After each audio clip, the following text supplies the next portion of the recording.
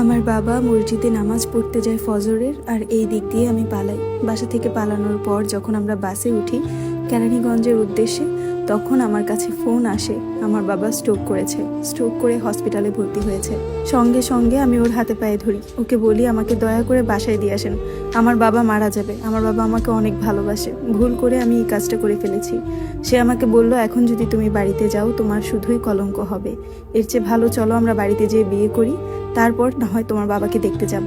তার কথা শুনে আমিও চিন্তা করলাম যে মেয়ে মানুষ, আমি বাসা থেকে পালিয়েছি, অবশ্যই কলঙ্ক লাগবে, এখন গেলে আমার ভালো জায়গায় বিয়েও হবে না, আর তাছাড়া আমার বাবাও লজ্জা পাবে। এর চেয়ে বেটার আমি বিয়ে করে তারপর স্বামী নিয়ে যাব। তার সাথে তার কথা শুনলাম। তার বাড়িতে যাওয়ার পর আমার শাশুড়ি আমাকে দেখে মোটামুটি খুশি হলো এবং আমাকে বলল, সঙ্গে করে কি কি এনেছো? আমি বললাম যে আমি তো কিছু আনিনি, কারণ ও আমাকে বলেছে এক কাপড়ে যেন বের হয়ে যাই।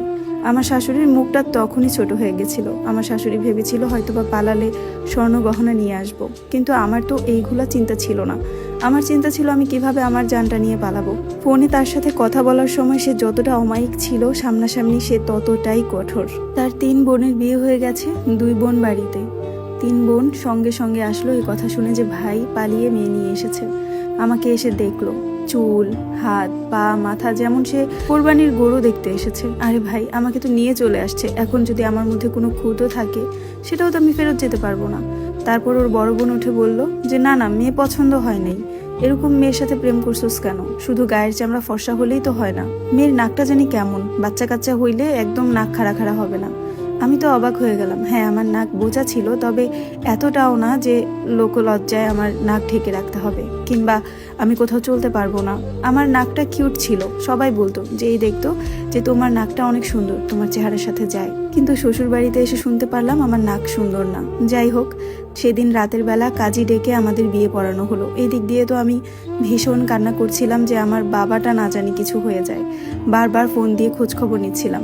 মা তো কথা বলছিলই না, ছোট বোনের নাম্বারে মেসেজ দিয়ে দিয়ে কথা বলছিলাম। ছোট বোন কাউকে না জানিয়ে আমাকে আপডেট করছিল। এই দিক দিয়ে আমার 2 ভাই আমাকে ফোন দিয়ে যা তা ভাষায় গালাগালি করলো এবং বলল, তোর কারণে যদি আমার বাবার কিছু হয় তোকে আর তোর নতুন জামাইকে মেরে পুঁতে ফেলবো।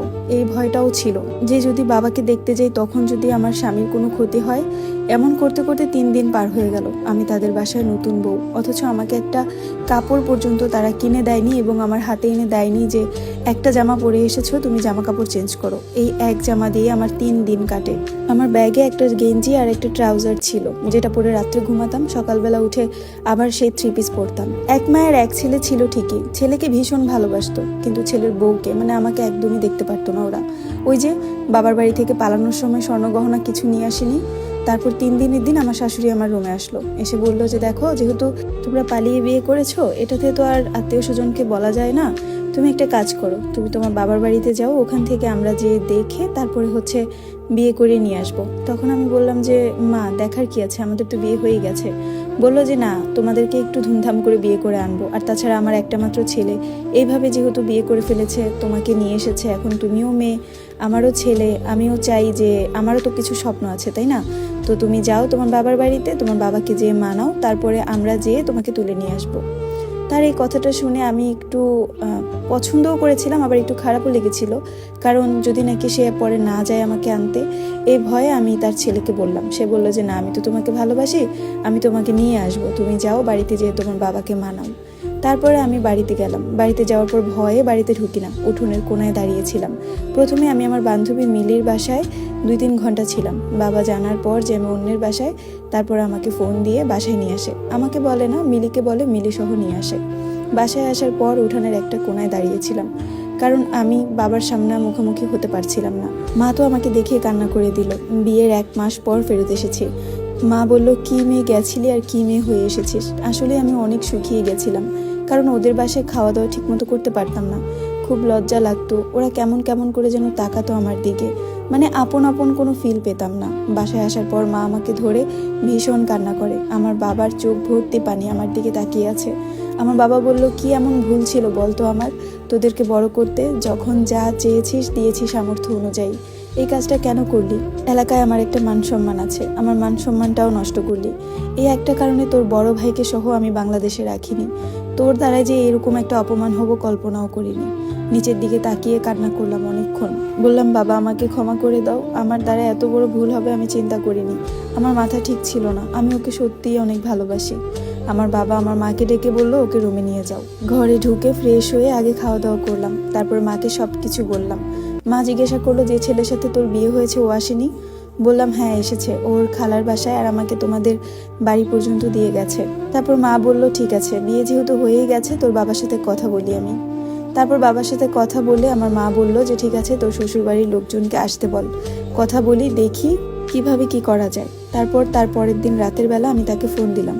ফোন দিয়ে বললাম, আপনার মা বাবাকে নিয়ে আসেন, বোনদেরকেও নিয়ে আসবেন, আর বলবেন যেন আমাদের বিয়ের কথাটা সুন্দরভাবে বলে, আর খুব তাড়াতাড়ি আমাকে এখান থেকে নিয়ে যান, আপনাকে ছাড়া থাকতে পারছি না। আমি আসলেই এই কয়েকদিনে ওকে অনেক ভালোবেসে ফেলেছি।